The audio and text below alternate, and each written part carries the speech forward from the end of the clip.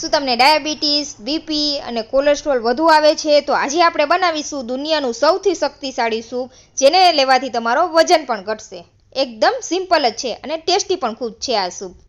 તો સૂપ બનાવવા માટે આપણે અહીં સરગવાની સિંગ લીધી છે. તમારે જેટલું સૂપ બનાવવું હોય તે રીતે સિંગ લઈ લેવાની. હવે સિંગને આપણે પહેલાં સારી રીતે ધોઈ લેવાની છે. પછી આ રીતે આપણે સ્લાઇસમાં કટ કરી લેવાની છે.